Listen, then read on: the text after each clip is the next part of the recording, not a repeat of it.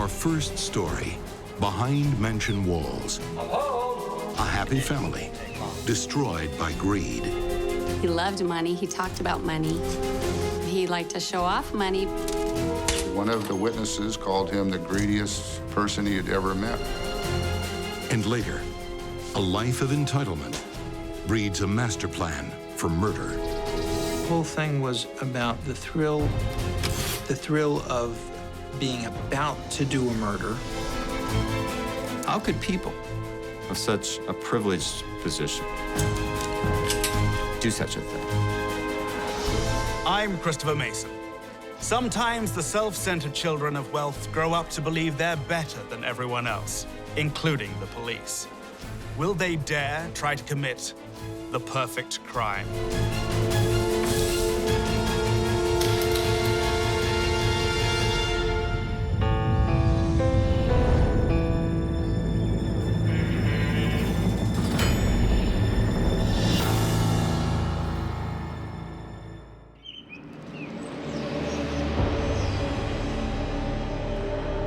Fresno, California, 2 days after Easter Sunday, 1992. Homicide detective John Souza is called to a bloody crime scene. He's stepping into a complex dance with a killer that will consume his life for the next 3 years. Come on, we'll do it. We looked into the kitchen area, and we seen a young lady laying face down. Then it appeared that she had been shot in the back of the head. She's quickly identified as Tiffany Ewell, a 24-year-old college student. Her father lies nearby. The next victim was Dale Ewell. He was lying in the hallway, face down, and also with one gunshot wound to the back of the head. And further down the hall, Tiffany's mother, Glee. Glee Ewell was shot 4 times. Twice in the back, 1 in the heart and 1 in the face. She was on her back. She had her car keys in her hand. Where's she coming or going? This wasn't, gangsters killing gangsters. This was something that happened in a nice neighborhood. It was something that happened to a nice family.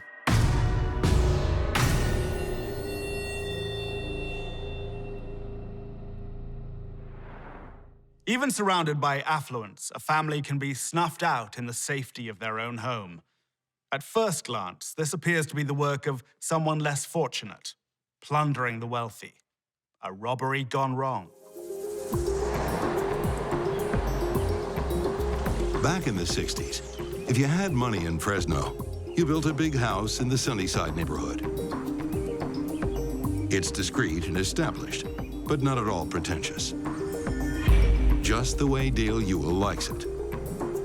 Dale was a very private person. The area, actually, what they lived in was the kind of the older, influential area, but they didn't flaunt their wealth at all. Dale is an ex-Air Force pilot who makes his millions selling small aircraft. He was a good salesman, and he got very rich doing it. He built that business up very well. He expands into real estate, buying up hundreds of acres of farmland. There's even change left over for a beach house at Pajaro Dunes in Monterey, California. He made a lot of money. He's a hard-working guy and respected for that. I guess they always say he was a hard-nosed businessman, but honest. Dale Ewell's dream is to build a fortune so his children don't have to work as hard as he did. His wife, Glee, supports him all the way. She's the model spouse, throwing herself into charity work. Glee was very socially conscious. She was involved in a lot of charities, did a lot of that kind of charity work around Fresno. Popular woman. She took care of her friends, saw to the sick and the needy. Was considered to be a wonderful friend. For Detective John Souza, One lap of the Ewell's house has him asking questions. Is all this really the work of a burglar? Or is it just meant to look that way? I've been to a lot of burglary scenes. This has been ransacked. It was just a ransack, not a burglary. This wasn't a burglary. It was staged to look like a burglary. A family photo holds a vital clue. Dale and Glee Ewell had 2 children. Tiffany is lying dead in the hallway. So where on earth is her younger brother, Dana? It was the whole family except for Dana, the only son, who wasn't there. Dana Ewell is missing. Is he a hostage or a victim? While police search for him, forensic examiners piece together what happened on that fateful Easter Sunday. The investigation revealed that Tiffany got shot first. Glee heard her falling to the ground, came to that direction, seen the perpetrator, and took off running.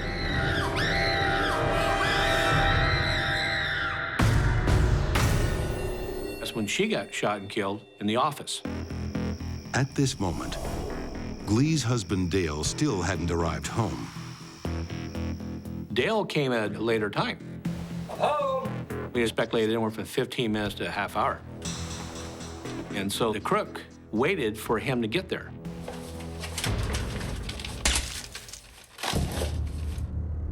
Startled cat burglars don't wait quietly for another person to come home. Hitmen do. This had been an execution. This was premeditated. This had been designed. Someone wanted Dale Ewell dead. Dale Ewell had an unpleasant reputation as a businessman. People were often unhappy after they did business with Dale. He got the better end of almost all the deals he was in. And he might have made somebody angry enough to want to hurt him. 20 years before, he upset a local mafia figure in a business deal. It's not normal for them to kill women and children unless they're doing what they call a root pull. And a root pull is when everyone gets killed. A root pull is a possibility. But what about the missing son, Dana Ewell? Dana is the odd one out in the Ewell family. While his father plays down his millions, Dana plays them up. Dana liked being rich. Dana liked being popular. He fancied money. That's what he lived for, is wealth and the power and fame that come with it. A student at Santa Clara University, Dana is known on campus for his luxury cars and imported suits. Dana carried a briefcase to his classes in college. A nice leather, completely inappropriate briefcase, as everybody else is in sweatshirts and shorts. He wore button-down shirts, Dockers, and carried his briefcase. So where was Dana while his family was getting shot? He had gone with his girlfriend, who was the daughter of an FBI agent, to her house for Easter dinner. While his parents and sister were being murdered, he was having dinner at an FBI agent's house, hundreds of miles away.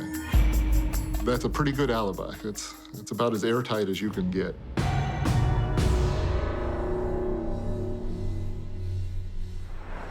Dana Ewell seems strangely unaffected by the murder of his parents and sister. He says he can't think of anyone who would want them dead. But in the Ewells' blood-stained home, detectives begin to discover that the devil is in the details. Alarm had been disengaged or was off. There was no forced entry. The house was locked. Strange.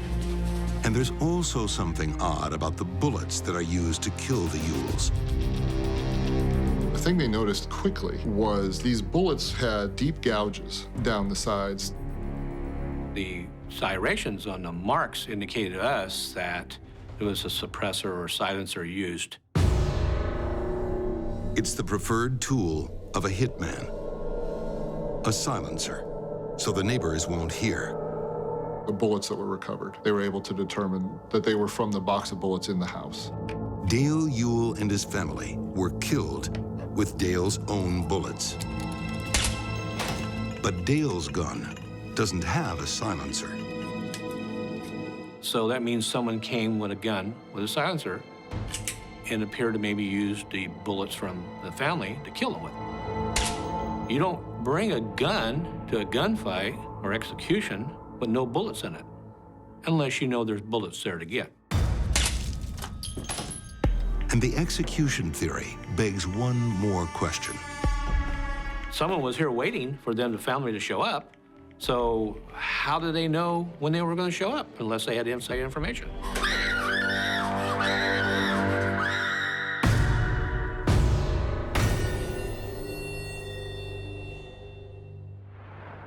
This family hitman is clearly someone who knew too much. The mounting evidence keeps driving home one confounding point. It's an inside job. But who could be the insider? It went transparent, went just white. And it says, "Oh," and closed the door.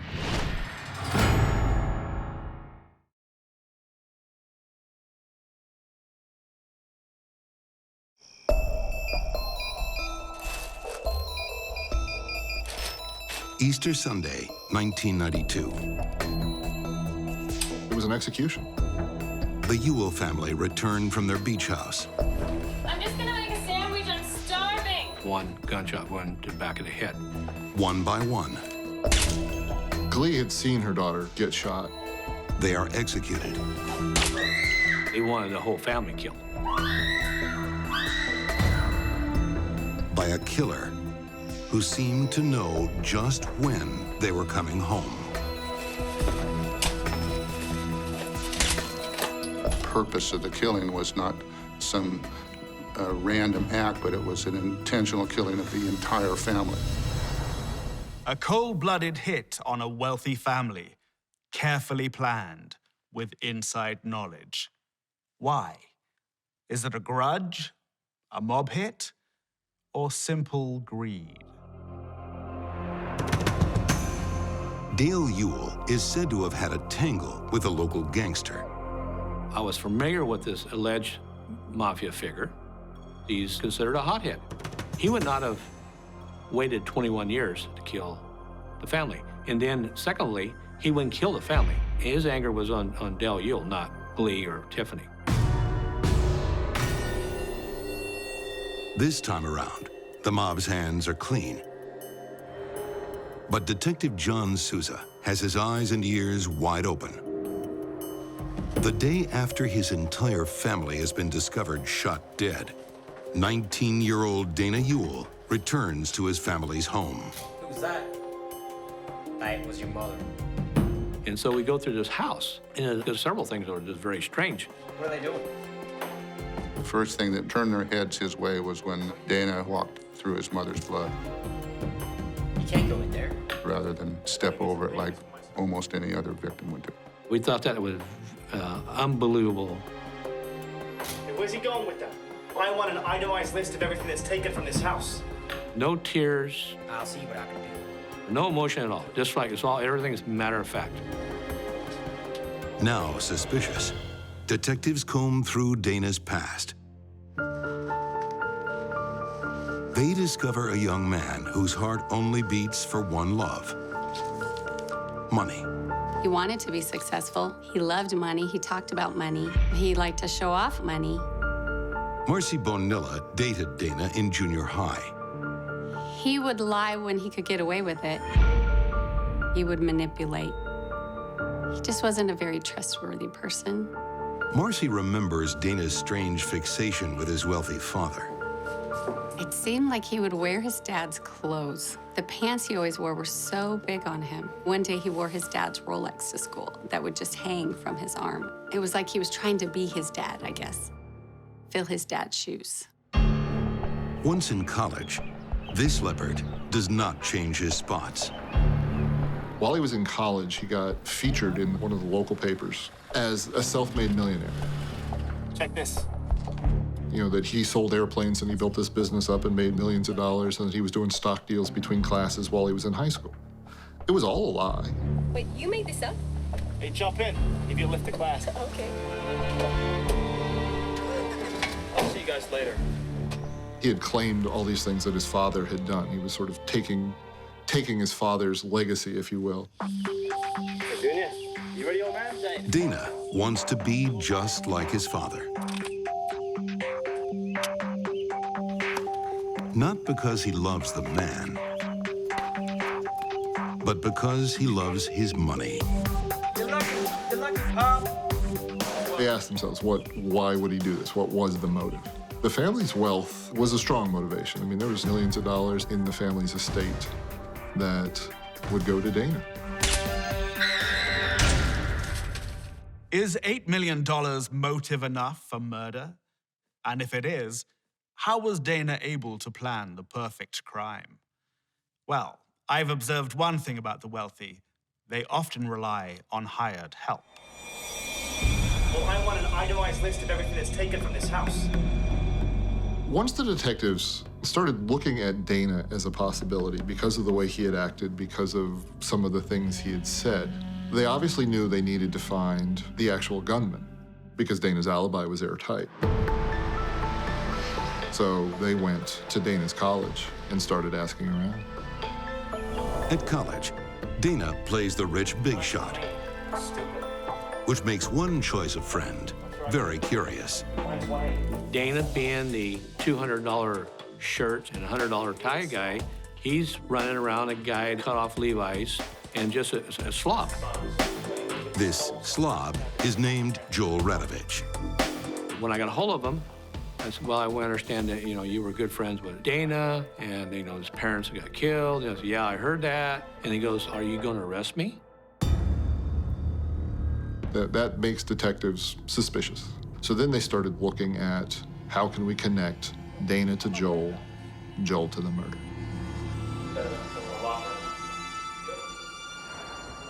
So begins a game of cat and mouse that drags on 3 long years.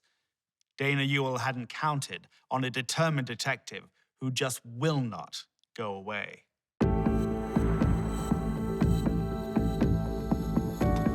Dana made numerous comments to people that we would never solve this case because we're not smart enough, and that the only reason we were cops because we weren't smart enough to get any other job.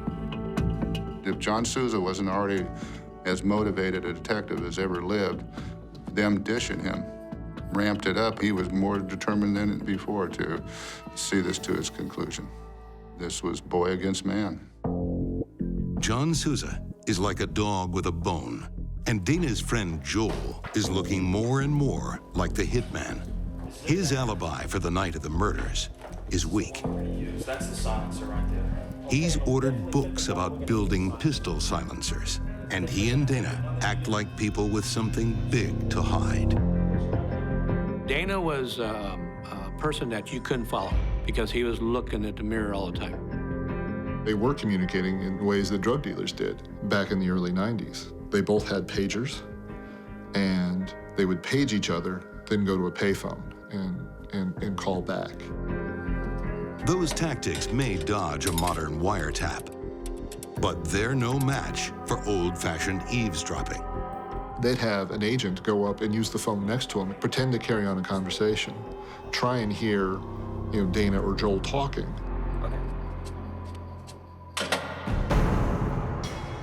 Finally, a breakthrough. Detectives discover that unemployed Joel has spent over $30,000 on flying lessons. Dana was paying for them, and that was a significant amount of money, and we needed a money connection. Is this payment for murder? It's time to turn the screws. They told Dana they believed Joel had done it. They wanted to see Dana's reaction. And he went transparent, went just white. And it says, oh, and closed the door. It isn't long before Dana and Joel hit the payphones again. As Joel starts his call, an undercover cop listens in. I'm starting to worry about this a little bit. Now they're starting to talk about the murder. I need to know if I can get charged in this whole three-shirt deal. Don't you talk to anybody. We obviously conclude that being the three bodies. Just lay low. There's one missing piece in this puzzle, Just calm down, all right? the murder weapon. Paranoid. Over time, the detectives found other people in Joel's circle of friends. Detectives discover that Joel Radovich had an illegal lockpick sent to a friend's house. They wonder what other illegal connections Joel has with his friend. I felt if he was shown that we had an arrest warrant for 3 counts of murder, he would come clean. Has Joel's friend owned a gun before? He has. A 9mm pistol, just like the one that was used on the Ewells. He sold it to Joel Radovich, and after the murder, Joel gave him a confession.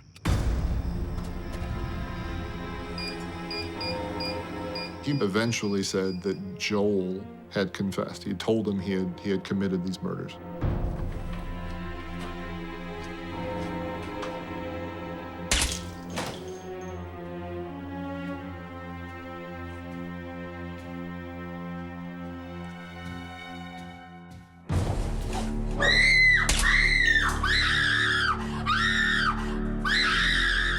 We retrieved the barrel, cleaned it up, and shot it, and positively identified it as a murder weapon.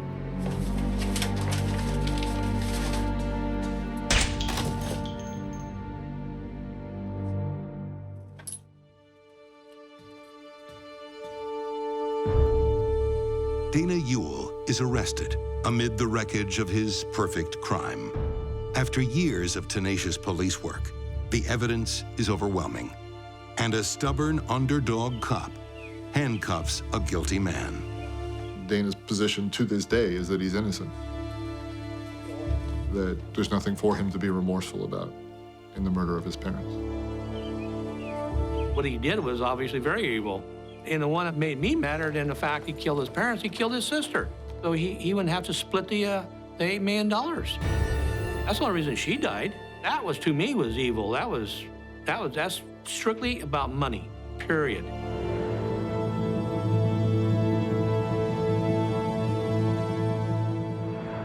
It was the height of arrogance. I'm smarter than those working-class cops. I'm Dana Ewell. Catch me if you can. But he was a rich little boy playing a man's game. Now Dana and Joel are serving life sentences with no parole. They will die in prison.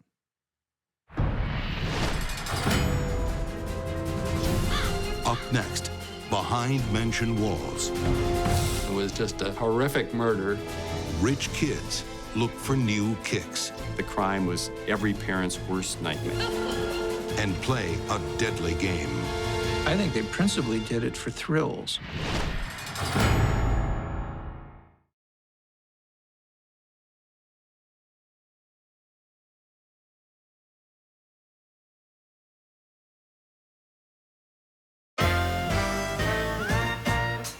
Chicago, the Roaring '20s. America's barons of enterprise are making money, hand over fist. It's a happy time for the city's elite. But on May 22nd, 1924, millionaire businessman Jacob Franks fights a sick feeling in his stomach. Dear sir, as you no doubt know by this time, your son has been kidnapped. His 14-year-old son, Bobby, has disappeared while walking home. He is at present well and safe. Now, there's a ransom demand for $10,000. Or else. Should you, however, disobey any of our instructions, his death will be the penalty. $10,000 then would be the equivalent of over $100,000 today. While most parents will pay anything to save their child's life, wealthy parents hold much larger checkbooks. And the Franks would seem to have no trouble ponying up. Young Bobby Franks had the world at his feet. After a school day at Harvard Boys, he'd walk home to the family mansion in elite Kenwood. His father is a retired industrialist and president of the Chicago Public Library. The Franks want for nothing. But status and wealth can't stop heartbreak or murder. The crime was every parent's worst nightmare. Just hours after the Franks received the ransom note, Bobby's dead body is found in Wolf Lake, a remote parkland outside the city. He is beaten and horribly disfigured, as if acid has eaten his flesh. What could horrify parents more than the thought that their child, simply walking home from school, could be picked up and murdered?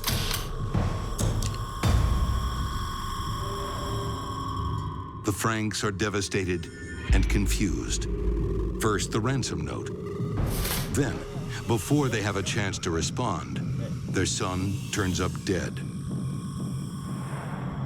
To investigators, it just doesn't add up. Why would a kidnapper kill a hostage before they get their hands on the money?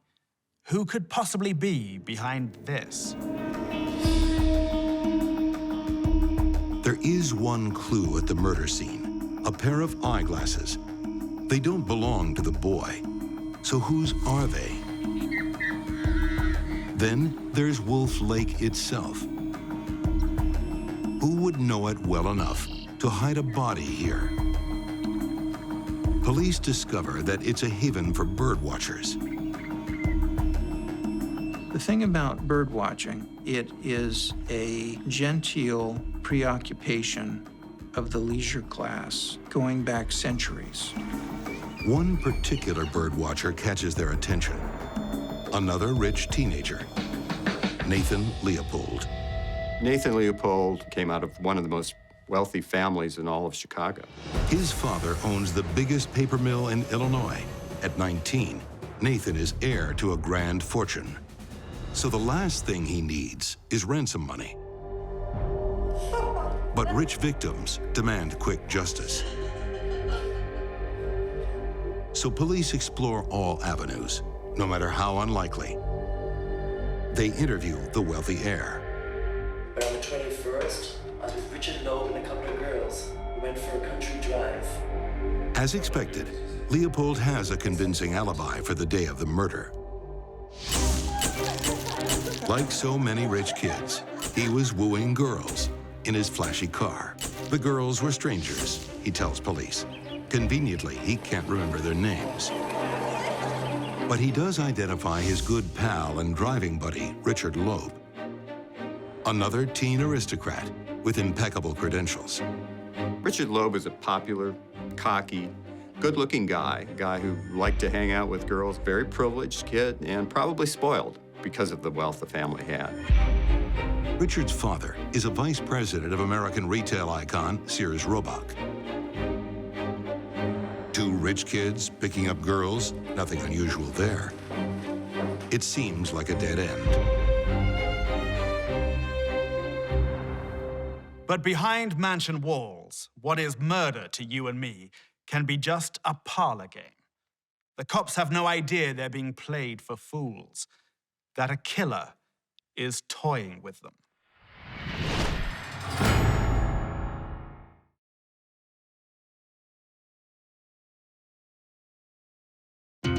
In 1920 Chicago, gangsters aren't the only residents with a taste for murder. They bludgeoned to death the 14-year-old Bobby Franks. They take out hydrochloric acid and pour it over Bobby Franks in the hopes of disguising the body. It was just a horrific murder.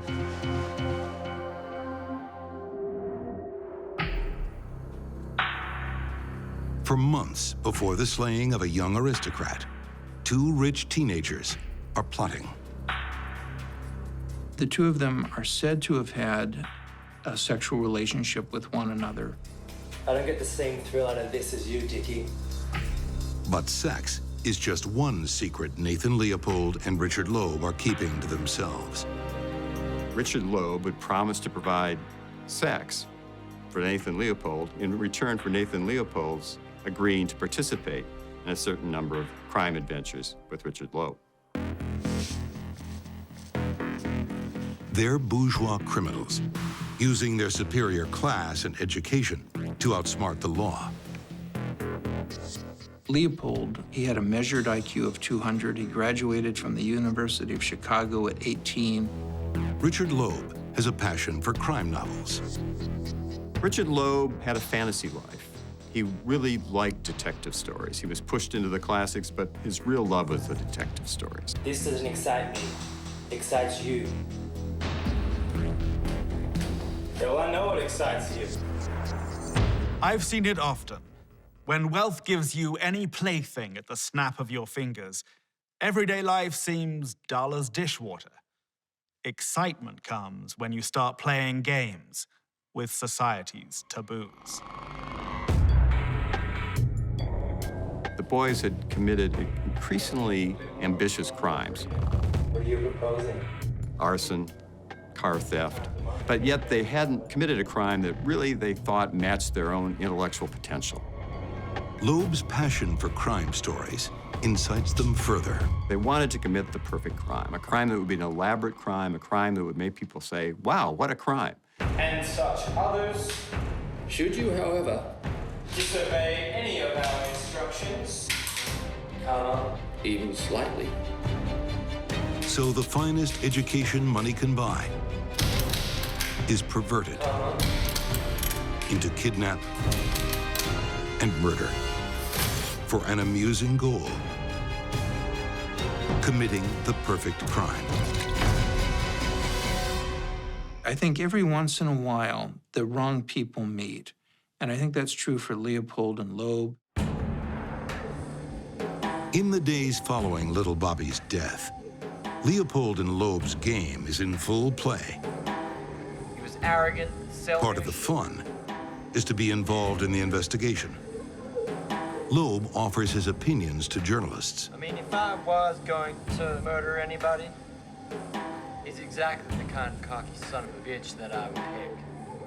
I think Loeb inserted himself into the story by talking to journalists, both as a way to stay close to it and try to get information from them.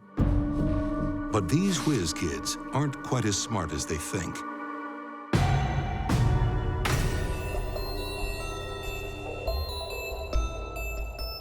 First, the body is found before they have a chance to collect the ransom.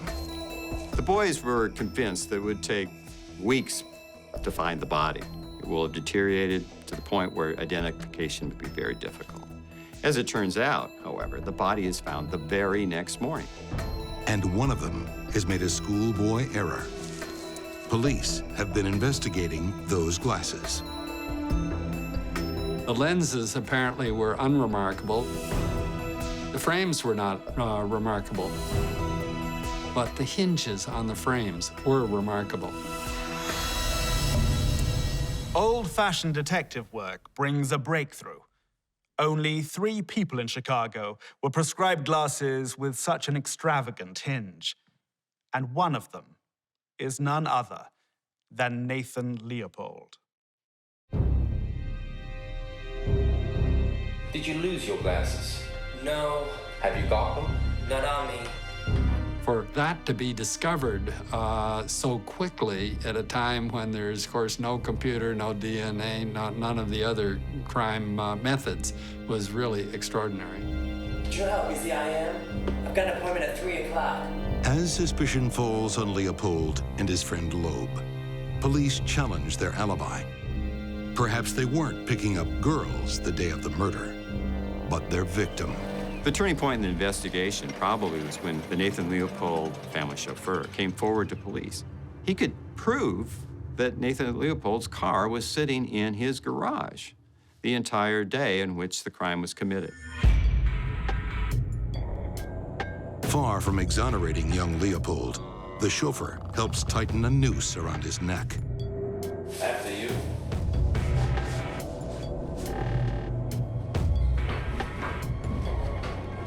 Nathan Leopold and Richard Loeb were telling investigators that they were picking up girls in Nathan Leopold's car cannot be true. They were lying. Their alibi is not accurate.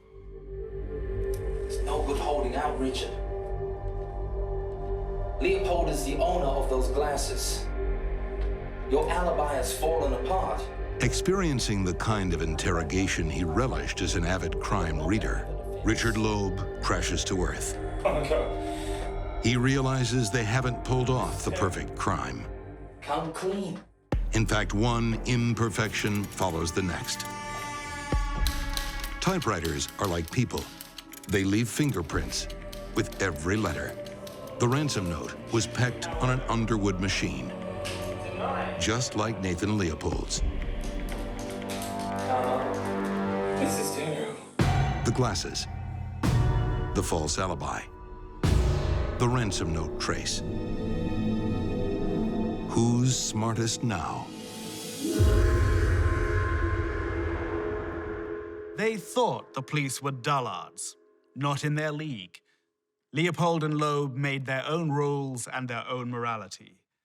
Now the cops look like they're winning this game. But when it comes to trial, never underestimate the power of money.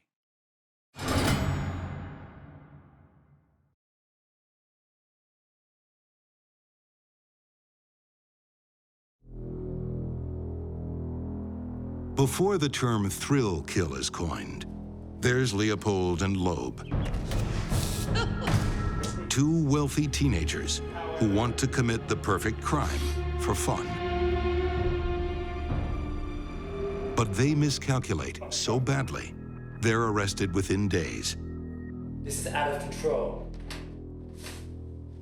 Do you even know who I am? And now, they're spilling their sordid story. Okay, I'll tell you all. Nathan Leopold and Richard Loeb don't just settle for hunting fox, quail, or pheasant like their wealthy friends.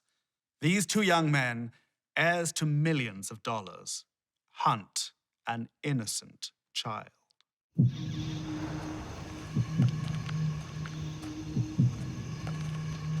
Leopold and Loeb wait in a rented vehicle as 14-year-old Bobby Franks walks home. The victim was chosen somewhat randomly. They circled around, looked for people coming out of the Harvard School for Boys, and Bobby Franks was in the wrong place at the wrong time. They know Bobby from their tennis club. Hey, Bobby, come on, I'll give you a lift. Hop in. Oh, I can walk. I live just up the road. I think the whole thing was about the thrill of plotting a kidnapping and murder, the thrill of actually luring Bobby into the car, Come on, I want to talk to you about a tennis racket you had yesterday. the thrill of being about to do a murder,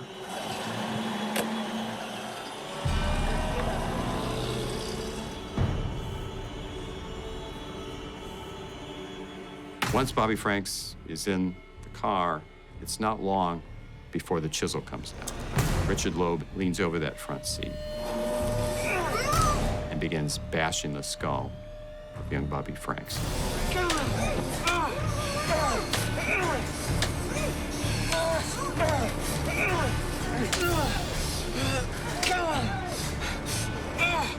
here, arrogant little son of a bitch! He lives for a while, longer than the boys expected him to.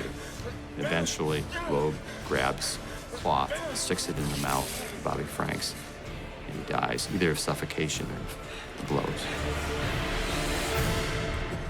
The clumsy murder is just the start to this imperfect crime. the fact that these two young men were so very smart didn't really give them much of an advantage. I've seen dumb criminals who made fewer mistakes than these two kids.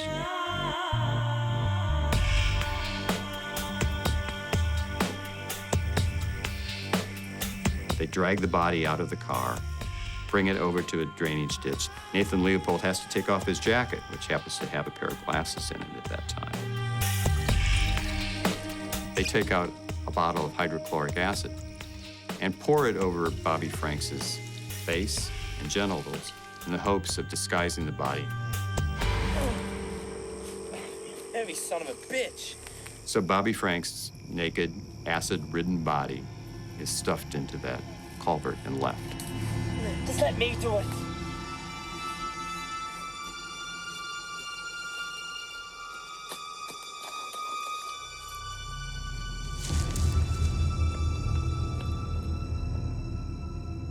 They wanted Chicago to recognize that the perfect crime had been committed, and they wanted to sit back and watch as people tried to figure out how this crime was committed and who committed it. They wanted to sit back and laugh at the futility of the investigators. Now, as they await trial, no one is laughing. They've completely tarnished the reputation of Chicago's elite. The city is horrified. How could people of such a privileged position do such a thing? What's wrong with these families? What's wrong with our society that such a thing could happen?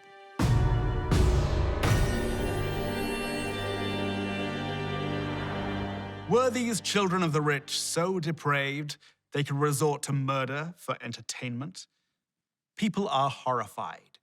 They demand justice, the death penalty. In Chicago, it is deemed the trial of the century. The boys have the best defense money can buy. The famous attorney, Clarence Darrow. He was very much against the capital punishment and wanted to use this case as a way of avoiding capital punishment. And at the time, this was easily as big as the O.J. Simpson case. Darrow convinces Leopold and Loeb to plead guilty, so they avoid a jury trial. Next, he tries to convince the judge to spare their lives. And I'm damned if I'm gonna let it happen now. He views crime as always having a cause, and that cause is always rooted in the environment in which that criminal grows up. He blamed their wealth, he blamed their idleness, he blamed detective stories, he blamed anyone but the boys themselves. The innovative defense doesn't work. Convicted of murder, the pair's lives are spared, but only because the judge thinks it useful to study the killers. Sentenced to life plus 99 years, Leopold and Loeb are sent to the same prison and continue their relationship until Loeb is slashed to death by another inmate. Nathan Leopold went on to use his intelligence for good, fighting to improve the prison education system. He so impressed his captors that after 34 years, they let him free. Leopold moved to Puerto Rico and lived quietly until 1971, when he died of a heart attack at age 66. Bobby Franks would have been 61. Born into a world of money, these children grew into deadly offspring. Dana Ewell was possessed by an ice-cold greed. For Leopold and Loeb, it was all about ego. These sons of wealth played life as a lethal game, a quest to commit the perfect crime. Till next we meet, behind mansion walls, I'm Christopher Mason.